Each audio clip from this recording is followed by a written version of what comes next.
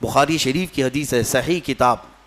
حضور پاک صلی اللہ تعالیٰ علیہ وسلم نے فرمایا جس نے دن میں یہ 100 مرتبہ پڑھ لیا، دن بھر جو کچھ بھی کیا گیا تھا سب اللہ معاف فرمائے گا. السلام علیکم ورحمۃ اللہ وبرکاتہ. ناظرین، امید کرتا ہوں آپ سب لوگ خیریت سے ہوں گے. آج ہم دیکھیں گے سلمان اظہری صاحب کا ویڈیو، جس میں انہوں نے بتایا جو بندہ یہ تصویر دن میں 100 مرتبہ پڑھے گا، پورے دن میں جو کچھ کیا ہے اللہ اسے معاف عطا فرمائے گا. تو آئیے چلیے مل کے دیکھتے ہیں سلمان اظہری صاحب کا یہ ویڈیو. اگر آپ ہمارے چینل پہ نئے ہیں تو لائک کریں، سبسکرائب کریں اور فالو کریں. مجھے بات صرف اتنی عرض کرنی ہے کہ قرآن کو تم نے چھوڑا ہے میرے عزیزوں، جس کی وجہ سے آج ہمارے حالات ہیں. کاش ایک بار قرآن پھر سے اٹھا لو. میں قسم رب ذوالجلال کی، اللہ تبارک و تعالیٰ کا وعدہ تمہیں یاد دلا رہا ہوں. مولا نے قرآن میں فرمایا کان حقا علینا نصر المؤمنین، ہم نے اپنے اوپر لازم کر لیا ہے کہ ایمان والوں کی مدد کریں گے. ہم نے ابھی قرآن میں پڑھا ہے ان یکم منکم 20 صابرون یغلبوا 200، اگر تم میں 20 لوگ صبر والے آ جائیں، مولا فرماتا ہے میں 200 پر انہیں بھاری کر دوں گا، 200 پر بھاری کر دوں گا. یہ سب وعدے تمہارے لیے ہیں. لیکن اب کیا ہوگا؟ اسی لیے کسی شاعر نے کہا تھا اب فقط شور مچانے سے نہیں کچھ ہوگا، اور یوں ہی ہونٹوں کو ہلانے سے کچھ نہیں ہوگا. تمہیں اب اس قرآن پاک کو اٹھا کر دیکھنا ہوگا کہ عملی زندگی کیا ہے. بڑے بڑے سائنسدان، بڑے بڑے مورخین قرآن پڑھتے رہے، آج بھی پڑھ رہے ہیں اور تحقیقات کر رہے ہیں. افسوس ہے کہ ہماری قوم میں ایک بڑا طبقہ قرآن سمجھنا تو دور کی بات ہے، پڑھنا بھی نہیں جانتے. جو پڑھنا نہیں جانتے، یہی تو حال ہے کہ ہم نے دیکھا ہے بڑی بڑی محفلیں، تمہیں قوالی میں تو اتنا جوش آتا ہے، تھرکتے رہتے ہو، ناچتے رہتے ہو، کون سا جوش ہے؟ ہاں، تم یہاں پر کسی محفل میں بیٹھ کر کے کچھ اشعار سنو تو تمہارے جسم میں وجد آنے لگتا ہے. بعض لوگ یہ کہتے ہیں یہ وجد ہے، وجد ہے. ارے اللہ کا کلام سن کر کوئی وجد نہیں آیا. قرآن پاک سننے کے بعد تمہارے رونگٹے کھڑے نہیں ہوئے. کیا کھڑے ہوں گے؟ سمجھ میں آتے تو نا. قرآن کی آیتیں آج بھی پتھر دلوں کو بھی پانی کر دیتی ہیں. تمہیں پتہ ہے فضیل بن عیاض اپنے زمانے کے بڑے ڈاکو، بغداد کے راستے پر جو بھی قافلہ گزرتا لوٹ مار کرتے تھے. لیکن ایک قاری قرآن اونٹ پر بیٹھ کر تلاوت کرتے ہوئے جا رہا تھا اور 27ویں پارے کی آیت تلاوت کر رہا تھا. أَلَمْ يَأْنِ لِلَّذِينَ آمَنُوا أَن تَخْشَعَ قُلُوبَهُمْ لِذِكْرِ اللَّهِ، کیا ایمان والوں کو ابھی وہ وقت نہیں آیا کہ اللہ کے ذکر سے ان کا دل ڈولنے لگ جائے، ہلنے لگ جائے، وہ توبہ کر لیں؟ اتنی آیت سنی تھی فضیل بن عیاض کے ہاتھ کانپنے لگے. کیوں؟ عربی سمجھتے تھے، ڈاکہ زنی کرتے تھے لیکن عربی معلوم تھی. لیکن ایک قاری قرآن سے جب یہ آیت سنی، دل پر ایسے گزرنے لگی، ہتھیار پھینک دیا، ساری چیزیں پھینک دی اور چیخنے لگے آن لنا ربنا، آن لنا ربنا، اے ہمارے رب وہ وقت آ گیا، وہ وقت آ گیا، مجھے تو اپنی بارگاہ میں لے لے. اور پھر ایسی توبہ کی، ایسی توبہ کی، اللہ اکبر. اس کے بعد جو ان کی زندگی میں تبدیلی آئی جانتے ہیں؟ فضیل بن عیاض اولیاء کرام کی جماعت میں سند کا نام ہے. آج اتنا بڑا مقام ہے کہ سیدنا غوث اعظم عبد القادر جیلانی رضی اللہ تعالیٰ عنہ بھی ادب کیا کرتے تھے. فضیل بن عیاض کا نام آئے تو وہ کس سے ان کی زندگی بدلی؟ قرآن کی آیت نے بدل دیا. آج بھی قرآن پاک سمجھ جاؤ تو تمہاری آنکھیں بہنے لگ جائیں. یہاں تو تراویح کی 4 رکعت جسے بھاری لگتی ہو وہ قرآن کیا سمجھے گا؟ ہاں، لوگوں کو ایسا ہی لگتا ہے کہ بالکل شتابدی ایکسپریس والی جہاں تراویح ہوتی وہاں پڑھنا چاہیے، 15 منٹ میں پورا ہو جائے. کچھ بھی پڑھتا رہے ہو، عربی پڑھے کہ چائنیز پڑھے کہ جرمنی پڑھے، ہاں بس یہ ہے کہ تڑ جلدی سے نکالتے. مسلمانوں، کیا یہ بوجھ ہے تراویح جس کو تم اپنے کندھوں سے ہٹا کر بھاگنا چاہتے ہو؟ مزاج تو یہ بناؤ کہ قرآن ہمیں ویسا سنایا جائے جیسے رسول پاک کے زمانے میں سنایا جاتا. قرآن سنیں تو ہمیں رسول پاک کا مدینہ یاد آ جائے. قرآن کے نغمات آج بھی اس کی قراتیں لوگوں کو رلا دیتی ہیں, تمہیں اندازہ بھی نہیں ہے. کئی انگریز مصر میں نے دیکھا ہے, کئی انگریز جن کو قرآن سنایا گیا اور انہیں معلوم تھا تو وہ رو پڑے. ایک فرانس کا بہت بڑا ڈاکٹر تھا اسکندریہ میں, ایک ہمارے بڑے شیخ ہیں, وہ قرآن کی تلاوت کرتے تھے تو وہ اپنی ڈاکٹریٹ پہ بڑا فخر کرتا تھا. صرف وہ حضرت کی قرآن کی تلاوت سننے کے لیے وہ باہر کھڑا رہتا. کئی دن کے بعد وہ ساری چیزیں چھوڑ کر کے اندر آیا اور کہا اس کی جو مٹھاس ہے اور اس کی جو لذت ہے مجھے دنیا میں کہیں نہ ملی, مجھے اسی دامن میں داخل کر لیا جائے. کئی ایسے لوگ ہیں جنہوں نے قرآن پاک کو سن کر کے اپنی زندگیاں بدل لیں. تمہیں کیا ہو گیا؟ قرآن کو اتنا اوپر رکھ دیا کہ ہاتھ بھی نہ جائے. تمہارے فریج اور ٹی ویاں تو صاف ہوتی ہیں, قرآن پر تو پتہ نہیں کتنی گرد و غبار لگی ہوئی ہے. ہاں ابھی رمضان میں اس کو صاف کر دیا ہوگا, اٹھایا ہوگا. قرآن تم کب اٹھاتے ہو؟ قسم کھانے کے لیے. جھگڑا ہو جائے دیکھو میں قرآن کی قسم کھا رہا ہوں. یا پھر کب قرآن اٹھاتے ہو؟ جب کسی کی میت ہو جائے, جلدی لاؤ قرآن.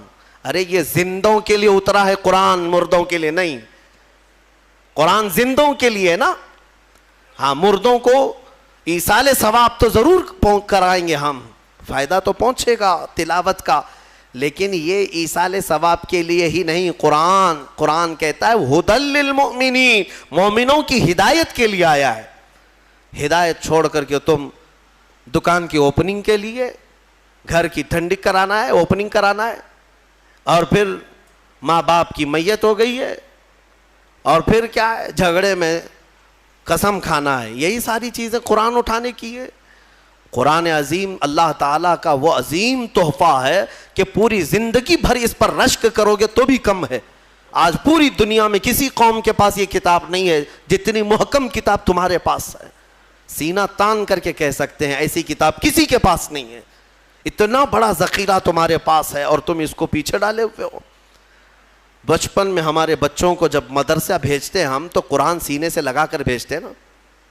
بچہ سینے سے لگا کر کے آتا ہے قرآن, لیکن چندی دنوں کے بعد جب ہم بڑے ہونے کے بعد دیکھتے ہیں اسکول جانے کے وقت بچہ تو سارا بستہ پیٹھ پر رکھا رہتا ہے.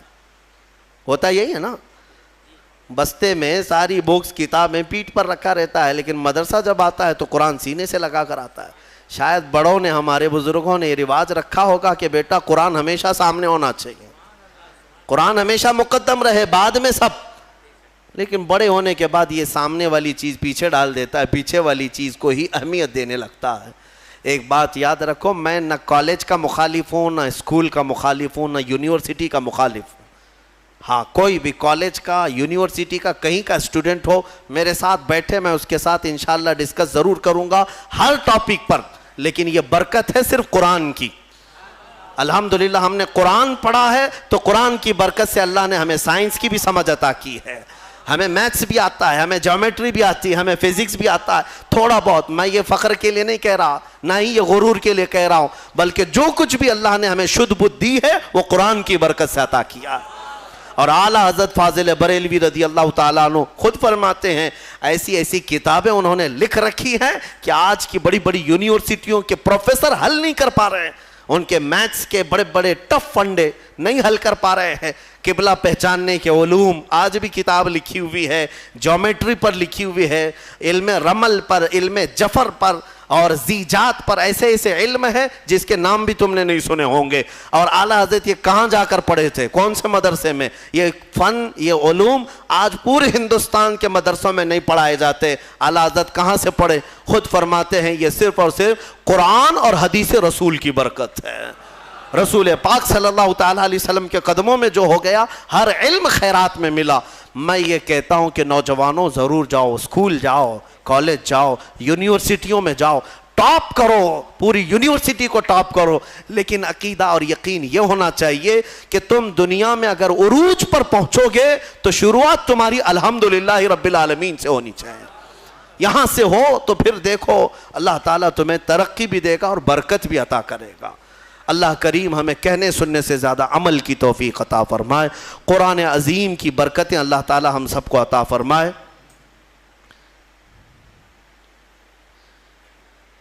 ایک سوال ہے، یہ ہر نماز کے بعد یہاں پر جو تسبیح پڑھی جاتی ہے سبحان اللہ وبحمدہ سبحان اللہ العظیم وبحمدہ استغفر اللہ، یہ بخاری شریف کی حدیث ہے، بخاری شریف کی حدیث ہے، صحیح کتاب۔ حضور پاک صلی اللہ تعالیٰ علیہ وسلم نے فرمایا جس نے دن میں یہ 100 مرتبہ پڑھ لیا، دن بھر جو کچھ بھی کیا گیا تھا سب اللہ معاف فرمائے گا۔ تو رواج یہ دیا جاتا ہے کہ 5 وقت کی نمازوں میں اگر تم سے 50 یا 55 مرتبہ ہو جائے، 11 مرتبہ پڑھتے ہیں، باقی کا بچا ہوا اپنے رات میں سونے کے وقت پڑھ لو تاکہ دن بھر کی خطائیں معاف ہو جائیں۔ اور بخاری شریف کی سب سے آخری حدیث جس پر ختم بخاری ہوتی ہے اور اس کی تلاوت کے وقت دعائیں قبول ہوتی ہیں، بزرگوں نے فرمایا بخاری شریف کا جب ختم ہوتا ہے نا، جیسے ختم قرآن بھی ہے نا، شب قدر کو ختم قرآن کی محفل ہوتی ہے، بخاری شریف کی ختم کی بھی محفل ہوتی ہے، اور بزرگوں نے فرمایا ختم بخاری کے وقت جو حدیث آخری پڑھی جاتی ہے اس وقت مجمع میں جو بھی دعا کرے گا اللہ اس کی دعا قبول کرے گا۔ وہ کیا پڑھی جاتی ہے؟ بخاری شریف کی آخری حدیث، میرے آقا صلی اللہ علیہ وسلم نے فرمایا کلمتان حبیبتان الی الرحمن خفیفتان علی اللسان ثقیلتان فی المیزان سبحان اللہ وبحمدہ سبحان اللہ العظیم۔ میرے آقا فرماتے ہیں 2 کلمے ایسے ہیں جو رحمان کو سب سے زیادہ پیارے ہیں اور زبان پر سب سے ہلکے ہیں اور میزان میں سب سے بھاری ہیں۔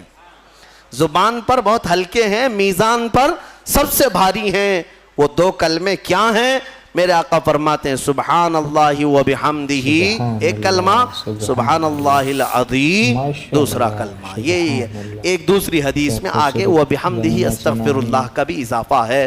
بہرحال یہ اس کی فضیلت آپ نے پوچھا اس لیے میں نے عرض کیا، آج بھی بحمدہ تعالی خانہ کعبہ کے پاس کثرت سے پڑھی جانے والی تسبیح بھی یہی ہے۔ پورے خانہ کعبہ کے غلاف پر اگر کوئی تسبیح لکھی ہوئی ہے تو صرف سبحان اللہ وبحمدہ سبحان اللہ العظیم، یہی آپ دیکھیں گے۔ اللہ تبارک و تعالیٰ اس تسبیح کی برکت سے ہمارے گناہوں کو معاف فرمائے۔ اللہ ان کی پریشانی کو دور عطا کرے، جو بیمار ہے اللہ ان کو بیماری کی شفا عطا کرے۔ اللہ تمام مسلمان کی من کی زائد تمناؤں کو پوری عطا کرے۔ ہم اللہ تعالیٰ سے یہ دعا کرتے ہیں اللہ تعالیٰ تمام مسلمان کو جنت فردوس میں اعلیٰ سے اعلیٰ مقام عطا کرے۔ ایسے ہی اسلامک ریئیکشن ویڈیو دیکھنے کے لیے ہمارے ساتھ جڑے رہیے اسلامک اسٹیٹس چینل پر۔ انشاءاللہ ملتے ہیں ایسے ہی ایک نئے ریئیکشن ویڈیو میں۔